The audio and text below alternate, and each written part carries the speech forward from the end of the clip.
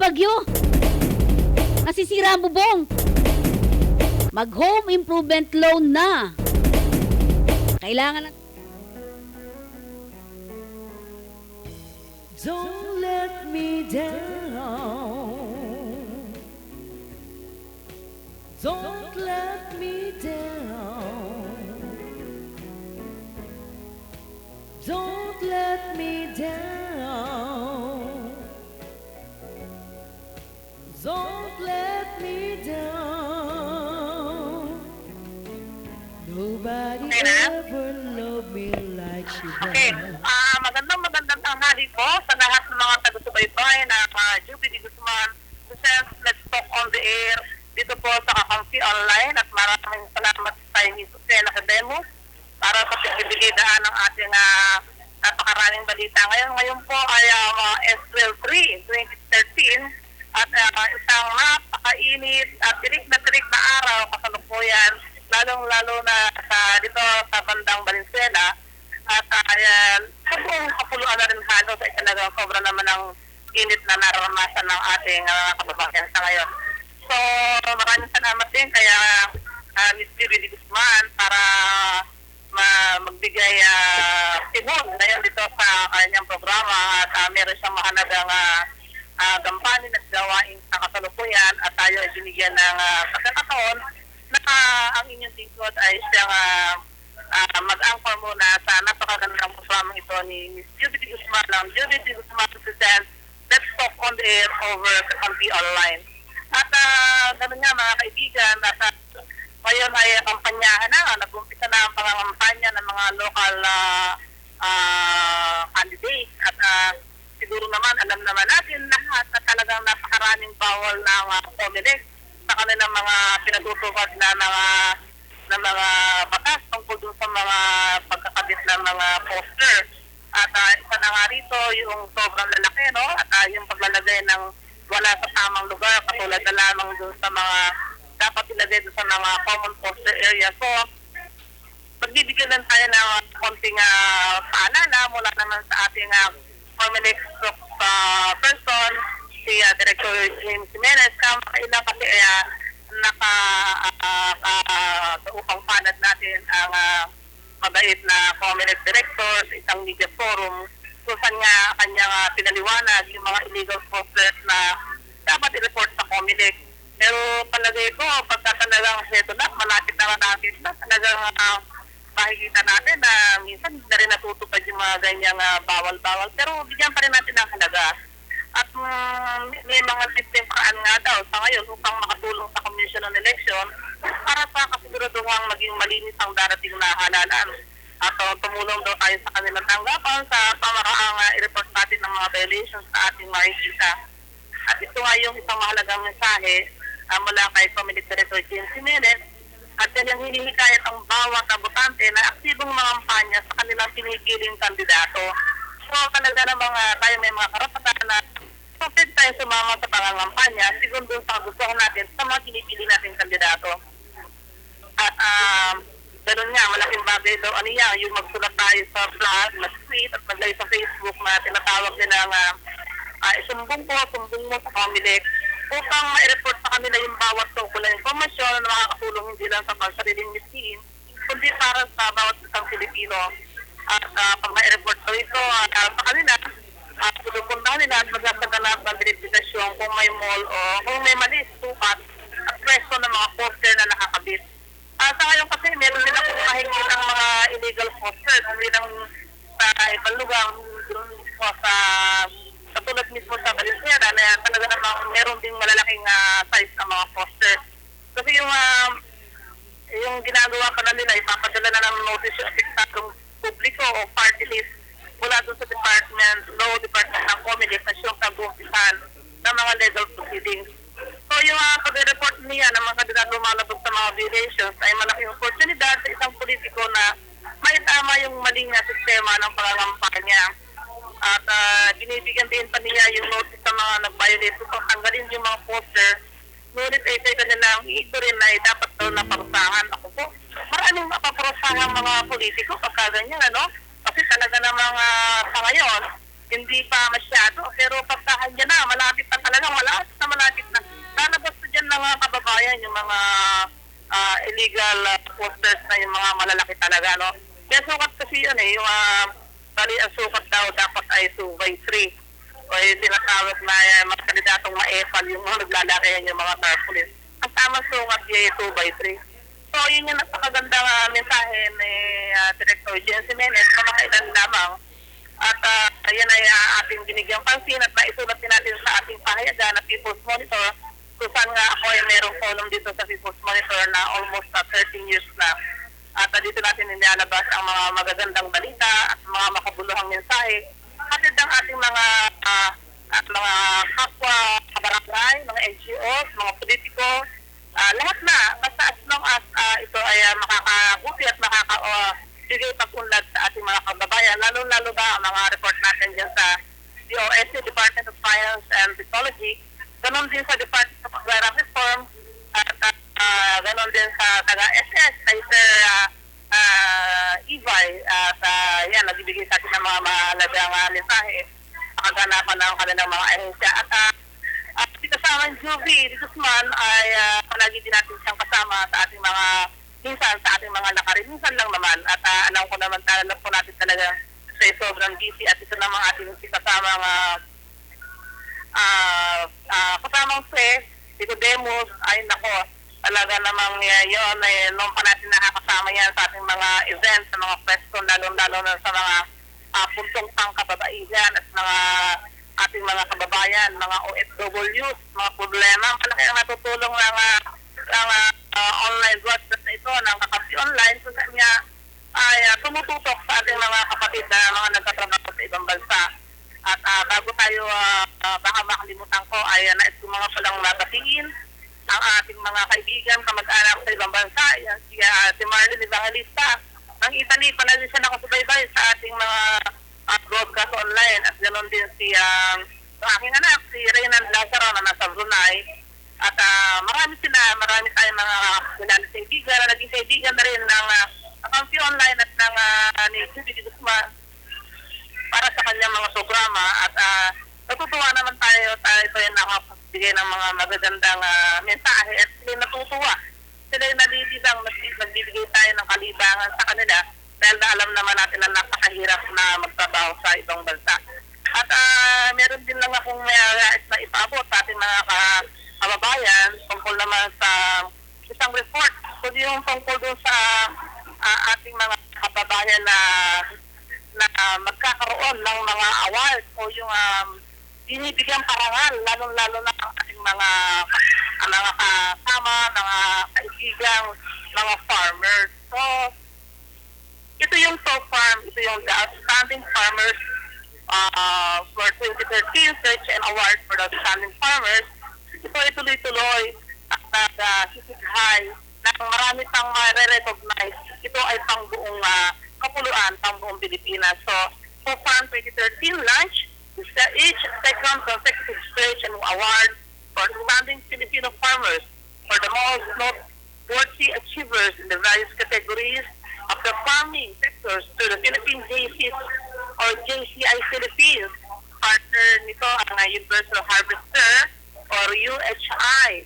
At ito ay naganap para kailan lamang sa Mandarin Hotel at ang Farm 2013 ay napakagandang project para sa ating mga magsasaka, talaga namang kung wala tayong mga magsasaka, wala masaganang kapagkainan ang bawat lamesa ng Pilipino kasi talagang sila ay tumututok para sa ating ikutubuhay kung saan nga tayo ay binibigyan nila ng magandang ani para sa ating mga palay, prutas, gulay.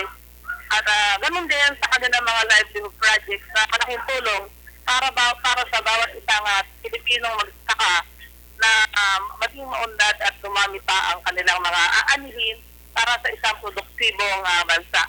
So, Chris, medyo tayo ay magbibigay muna ng konting paalala mula naman dyan sa Kakampi Online, at pakitawagan muna lang ako, Chris, para naman magbigay muna tayo ng konting paalala. Back to you, Chris.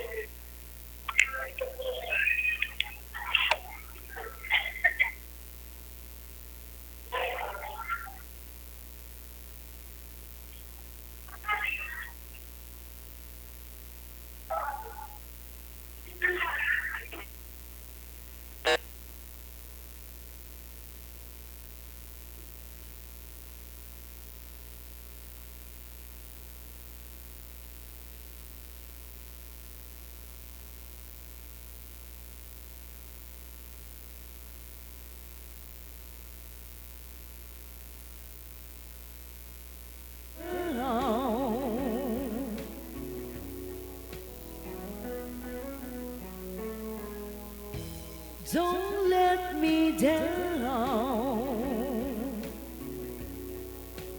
Don't let me down. Don't let me down. Don't let me down. Nobody ever loved me like she does. Oh, she does.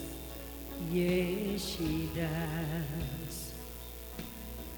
And if somebody loved me like she do me, oh, she do me. Yes, she does.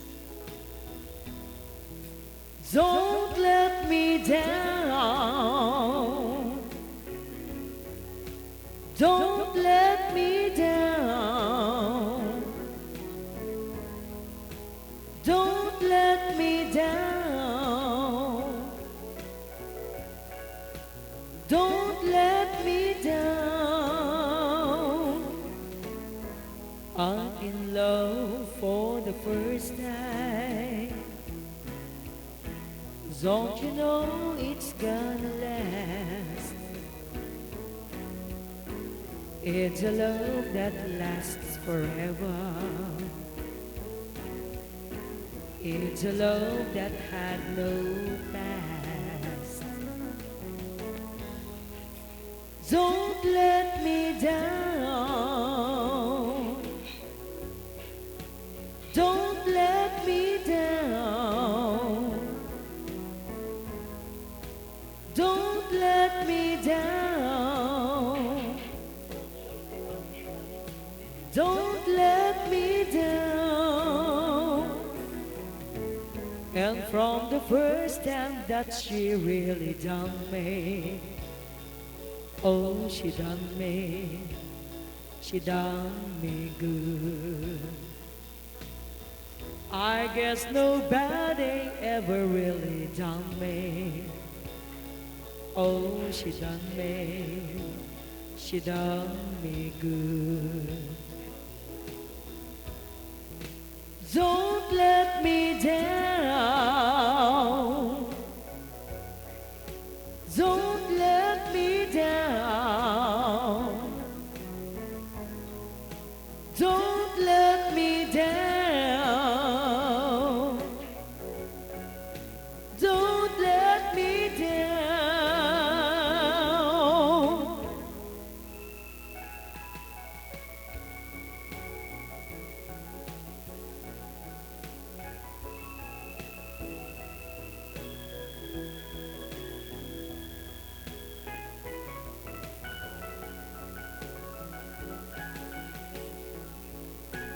Don't let me down.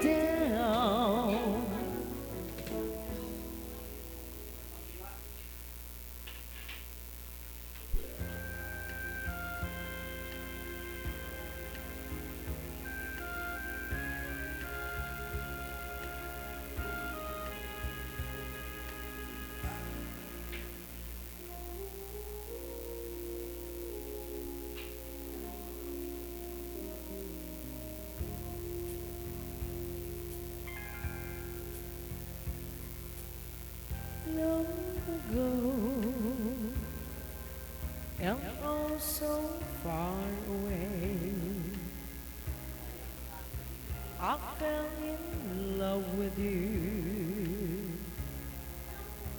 before the second show. Your guitar, it sounds so sweet and clear, but you're not really here. It's just a radio. Don't you remember you told you love me, baby? You said you'd be coming back this way again, baby. Baby, baby, baby, baby, oh baby, I love you, I really do.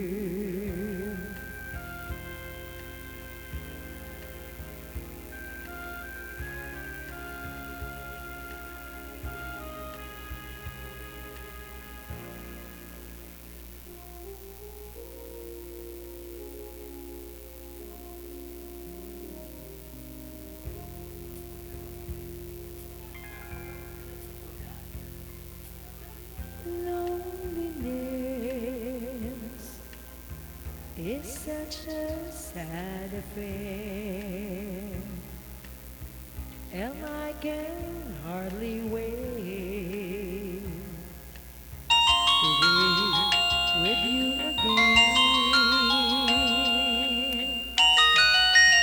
Want to stay to make you come again. Come back to me again. Okay? Okay na po. Okay. Ay muli, magandang tanghali po sa lahat ng taga-subaybayan ng Jubilee Guzman.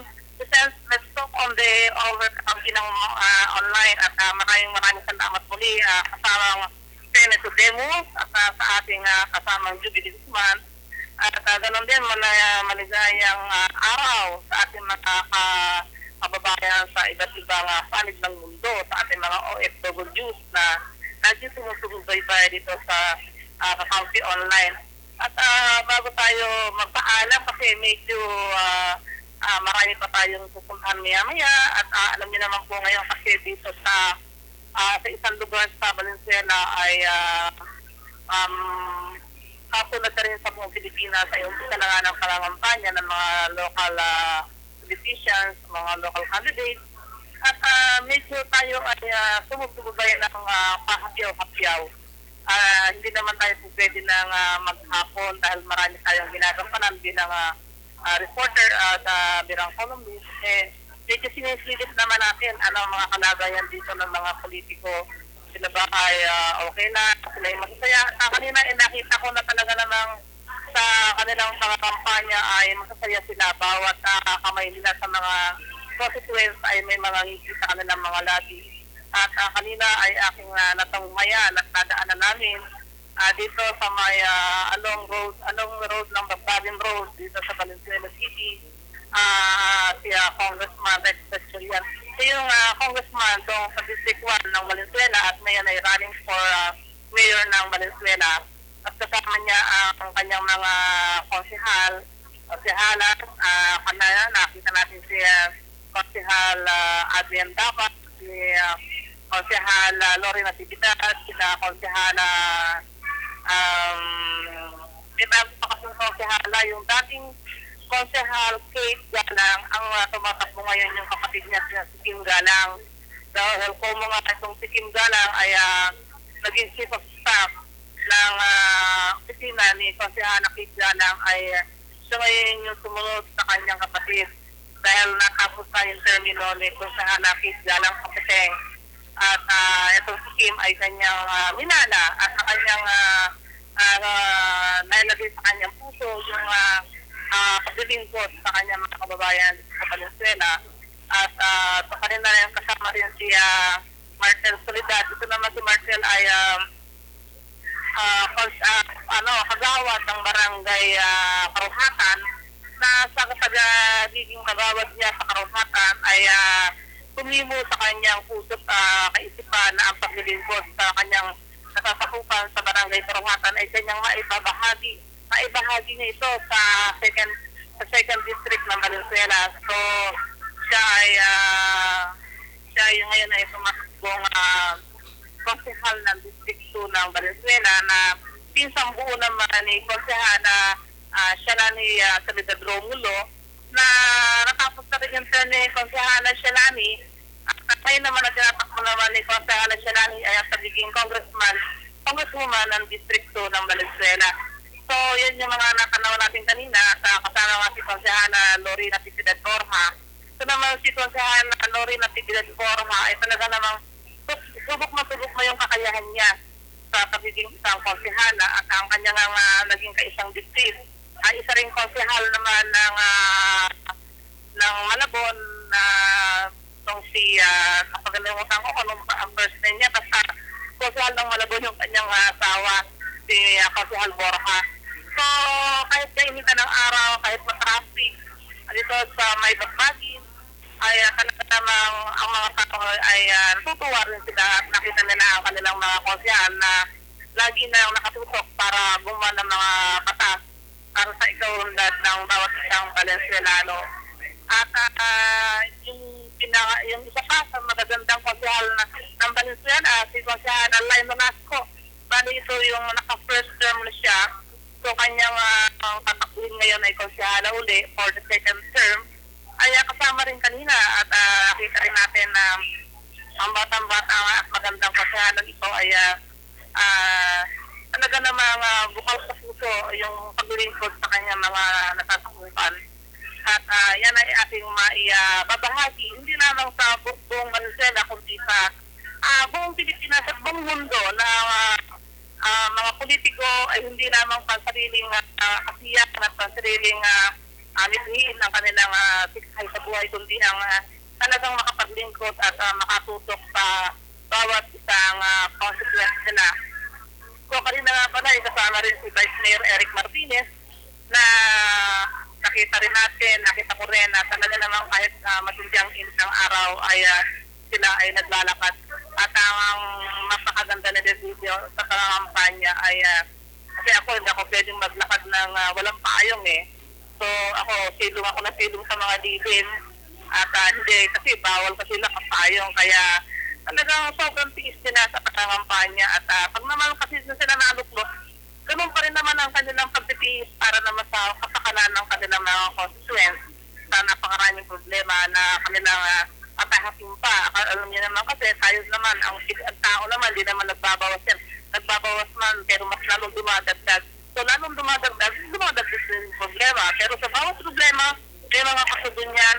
Sa bawat problema, may mga tamang pamamaraan at magagandang sistema tungo sa ikauundat, sa papayapa at ikagaganda ng sambayan ng Pilipino.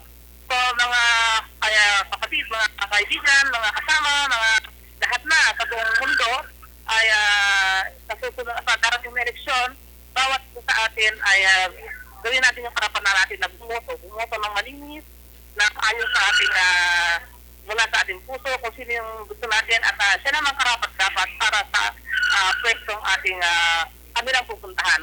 So, pala po ako makusalano, punta-punta yung aking mga kwento-kwento, no?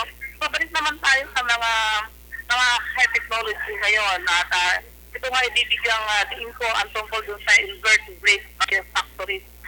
At ayon nga sa isang kasamahan natin sinulat ito ni kasamang Estrella Z. Gallardo na lumabas sa Midday Monitor. Si Esther Gallardo, si Ate Esther ay siya naman pong presidente ng Philippine Science Journalist kung saan ang inyong lingkod ay second auditor na. Second term ko na pagiging auditor ng Philippine Science Journalist Mega Manila at nating Science Journal Mega Manila. Ito ay naka-under sa Philippine Science National kung saan nga presidente ay si Ate Meli Tenorio ng Kwasyon ng Bayan.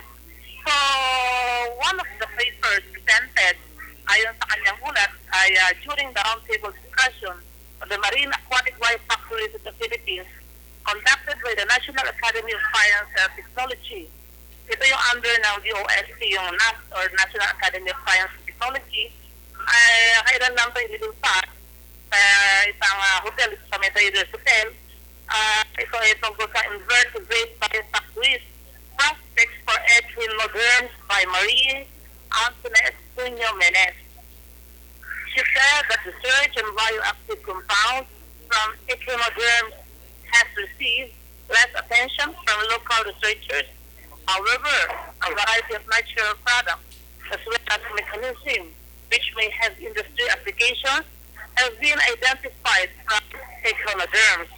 Biologically active compounds isolated from sea cucumbers, sea urchins, and starfish have been evaluated for their biomedical applications, specifically on their cytotoxicity against tumor and cancer cells, antiviral, antifungal, or antimicrobial activity, and among others. Some species of sea cucumbers, starfish, and crabs also serve as an experimental model for studies on tissues or organ regeneration. Some of the physiological processes have also inspired engineering innovations. Presently, a nickel catalyst to pure carbon dioxide from the atmosphere was developed based on the discovery that the sea urchins use nickel to convert the carbon dioxide to calcium carbonate for their exoskeleton. Ito yung tinatawag na Venturi and Silver 2013. Culture and management ethology for commerciality, important species of sea urchins were developed at UP Marine Science Institute Marine Laboratory to help build depleted and natural populations and help sustain the livelihood of small fishers. At yan po ay ang napakagandang balita ng ating kasamang Esther Gallardo na ating pinahapyawan para dito sa Kakamsi Online na broadcast ng ating kasama Judy de Guzman sa kanyang Judy de Guzman presents Let's Talk on the Air. So, after that, sa ating balitang agham tungkol sa sea urchins, ay narito naman po ang ating balitang pang-warning. Nawarningan po yung mga naglalagay ng mga temporary tattoo, yung pong mga tattoo na dinidikit ng mga bata sa kanilang mga skin. So, yung pong Philippine Food and Drug Administration or FDA ay nag-warn against the use of temporary tattoo products after a 5-year-old boy reportedly developed adverse skin reactions. So, kung hindi pa pala nagkaroon ng reaction, hindi ito matutukan ng FDA, no? So, the report about the young boy who developed severe skin, reddening inflammation of the skin due to the temporary tattoo came from the US FDA last month. Local authorities became concerned with the issue of temporary tattoo products or henna are usually common during the summer season. O nga, kasi maraming mga batang kumunga ngayon nasa kanilang bahay ay naglalaro, bumibili ng mga tattoo-tattoo, kinakabit sa kanilang mga balat at talaga na mga yun ay in ngayon sa mga bata, lalo na mga 4 to 8 hanggang 9 mga naglalaro yan, naglalagay ng mga tattoo-tattoo sa kanilang mga balat. At ayon pa rito, all temporary skin training products, commonly known as henna dye products, need Philippine FDA approval as cosmetic products before they are marketed or used in the country. It is important that the two dye preparations are approved by the FDA. Acting Director General Dr. Kenneth Hartigan Go, ito yung kanyang sinabi sa isang advisory nung nakaraang April 1 lamang. So bagong-bago yan, mga halos 2 araw lang nakakaraan. First, all ingredients used in the preparations are disclosed by the manufacturer, importer, traders, or distributor, and evaluated by the FDA. They are approved for cosmetic use. It is the extra ingredients that are potentially harmful, especially if these are from coal tar, hair dye containing phenylethylamine or PPD. Ito pa yung ayon kay Go. So according to the FDA official, some people may develop severe inflammation and scar formation from the chemical. The only way the public would know if PPD is added to the henna dye product is if it is properly labeled according to Philippine standards. So napakaganda ng mga warning na ito para sa mga batang mahilig magpatato sa kanilang mga balat, yun yung mga idinidikit nila sa kanilang mga balat. So yan po at napakaganda ng ating maibahagi. Sana naman ay nadulutan ko kayo ng mahalagang informasyon at sana ma-educate. So magbigay tayo ng kaalaman sa lahat ng ating mga taga-subaybay para sa programang ito ni Judy de Guzman na ang Judy de Guzman sends Let's Talk on the Air over dito Kampi Online. Sana po ay masusunod na pag-broadcast ko and Presi Faustino Lazaro from the Philippine Science Journalist Mega Manila at isa pong columnist field reporter ng People's Sponsor Weekly Newspaper at ganun po, contributor din po tayo ng Rizal Voice Newspaper and Midday Newspaper at reporter din tayo ng field reporter ni Miss Judy sa kanyang DWBL every Saturday 11 to 12. Nakinig po tayo doon sa tuwing Saturday sa DWBL 1242 kHz AM band. So muli sa ating mga kababayan, ako po ay medyo magpapaalam na para magbigay naman tayo ng daan sa ating mga iba pang mga kapalastas dyan sa studio, sa ating ating mga iba pang mga maibabahagi at magbibigay ng kasiyahan para sa ating mga kababayan. Alam ko maraming patutugtugin si kasamang Chris dyan sa studio para naman magbigay ng konting kasiyahan sa pakikinig sa ating mga magagandang awitin ng ating mga kababayan. At kay Miss Judy D. Guzman, muli maraming salamat sa pagbibigay mo ng oras sa akin para panandali ang maging iyong substitute. Pero I'm honored kasi kahit ako substitute niya kasama ng Judy, pinagkatiwala niya sa akin ang programang ito sa Kaunti Online. At tayo ay natutuwa at nasusiyahan at isang malaking karangalan sa akin sa binigyan na pagtitiwala ng ating kasama ng Judy Guzman. So muli, Miss Penny Tudemus, at maraming salamat sa iyo, Chris, dyan sa loob ng studio at sa iba pang nahandyan na ating mga kasamahan sa broadcast, online broadcast. Maraming salamat at muli magandang hapon sa inyong lahat. Bye-bye you! Guzman presents Let's Talk on the Air. Judy Guzman presents Let's Talk on the Air.